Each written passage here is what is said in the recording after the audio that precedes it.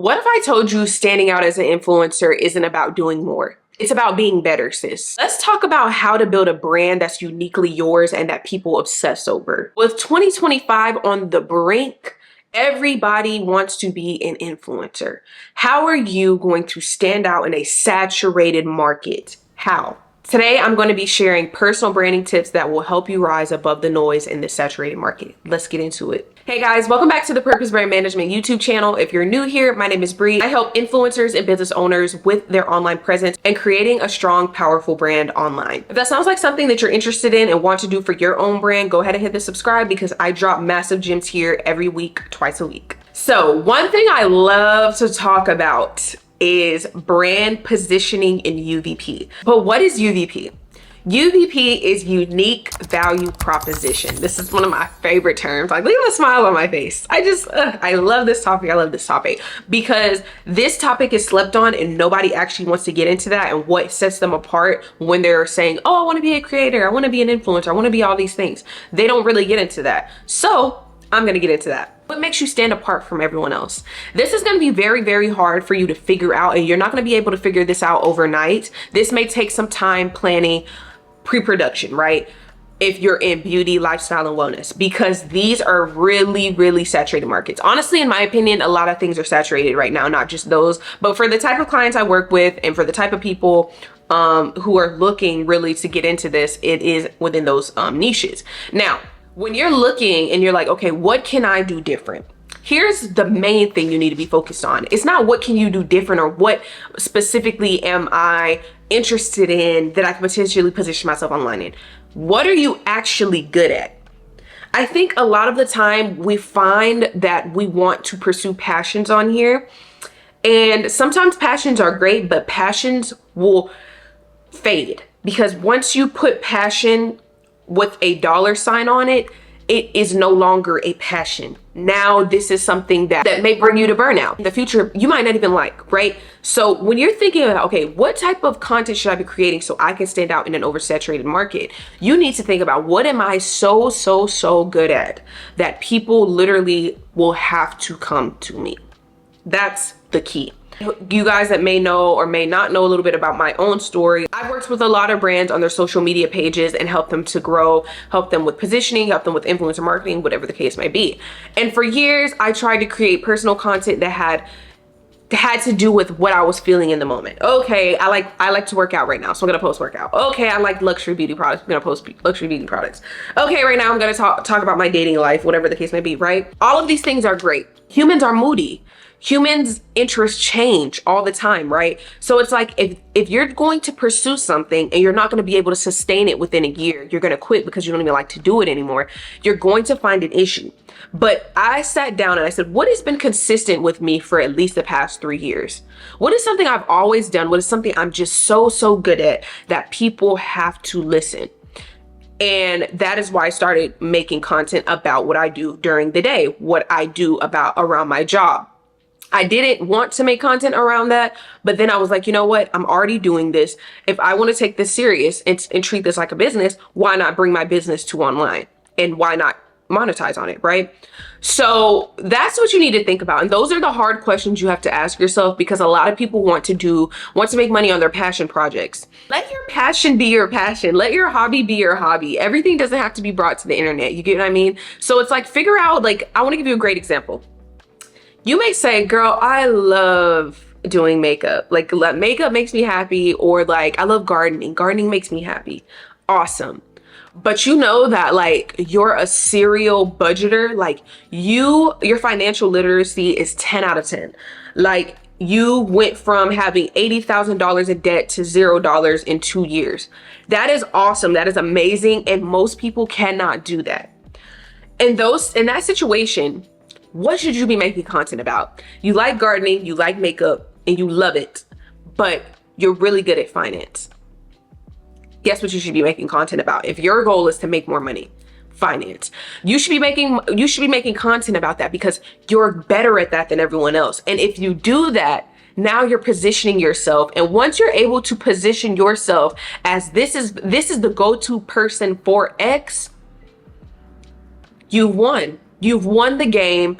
Congratulations. The same way if we look at someone like Aaliyah, Black girl luxury is a very tight niche, right? There's a lot of women in it, but there are some people in it that were like, okay, if I'm thinking of like, what should I wear to this? And I want to get Black girl luxury. Here's the influencer I'm going to go to. Does Aaliyah claim that she is a Black girl luxury influencer? No.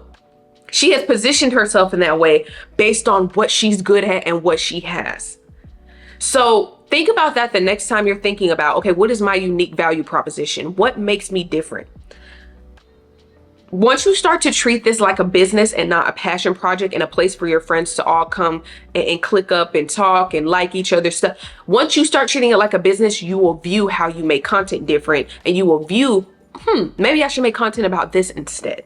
And that's another hard conversation a lot of people don't want to have. Another thing is, a lot of people we hear, show up authentically, be authentic, authentic, authentic, authentic. Yes, be authentic.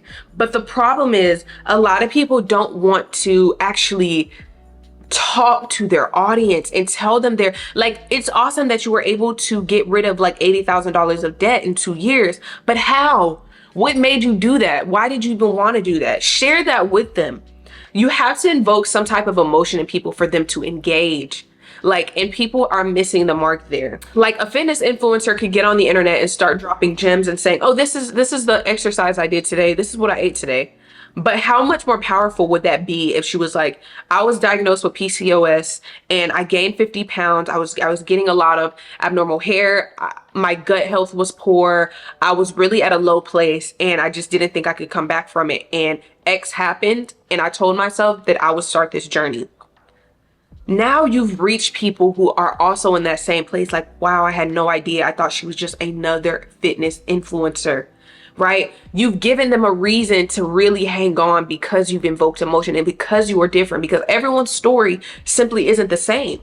But if you don't showcase your story online, you're just another fitness influencer. You're just another finance expert. You're just another brand strategist, right? So really connect with them. Give them the why. And I saw something so great one time, and this lady was like, people don't want to, when we see the girl that's shopping at Birkin, right? We don't want to see, like, we don't care, like, oh, she bought a Birkin, awesome.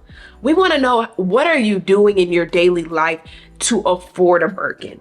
That is the difference between posting content and posting content with strategy and branding. What did you do to get X? People want to know the why. They don't want to see the what. They don't care about the what. We see 80 girls on Instagram all day claiming that they went to Hermes today, right? What did you do to get there? How are you living that lifestyle? That once you start answering those questions, that is how you will be unique online. Once again, one of the other biggest pieces of advice is being hyper niched, right? And people hate when I say this because people want to keep it broad so they feel like they can speak to everyone, which will in turn help them speak to no one because they're trying too hard to speak to everyone. Let's say, for instance, you like gardening. There's a lot of people that garden on the internet. There's a lot of people that garden, right? But what are you doing so special like that will make people stay?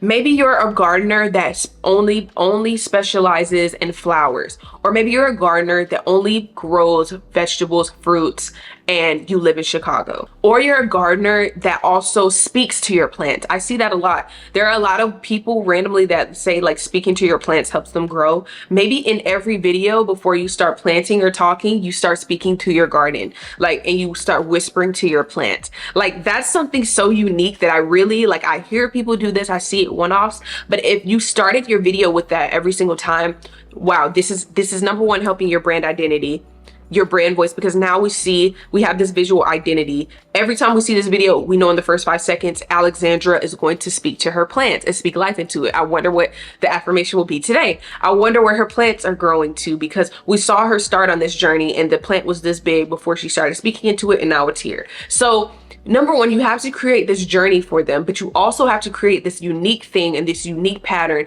that they can now expect when they come to your page. So I said all of this to say, you have to sit down, really think about, what are you going to present within lifestyle, within gardening, within finance, within construction, whatever the case may be. What are you gonna say or do that will make you different, that will give people a reason to say, this person is so different from the other beauty influencers because she does this. He's doing this and I've never seen anyone else do this. Once we start getting back to being original and really creating a sense of identity with the content and not just posting aimlessly, that is when you will see a significant increase in viewers, likes, engagement, comments, and brand deals. And if you're actually a product or service-based business, more clients, more sales, all of these things because of positioning. So I hope this was helpful and you actually took some notes and that you can now sit down and figure out, like, what is my UVP? What does that mean for me? How am I going to be different? Once you sit down and come up with a game plan and write those out, that will take you so much further in content once you start posting versus you just saying, I'm going to be a lifestyle influencer. I'm going to record my breakfast for the day. I'm going to do a day in the life. It's not enough, guys. If you found value in this video, make sure you put the secret emoji in the comment section. And of course, if you want any type of one-on-one services, website is linked below. And for all the people who don't want to miss a video, go ahead and hit the bell button. Go ahead and get notifications. If you're not going to spend money and invest in your future, you at the bare minimum need to be getting notifications every time I post so that you can be building your future. This is free advice. You need to take it. Okay? Okay. Thanks for watching, and I'll see you guys in the next video. Bye.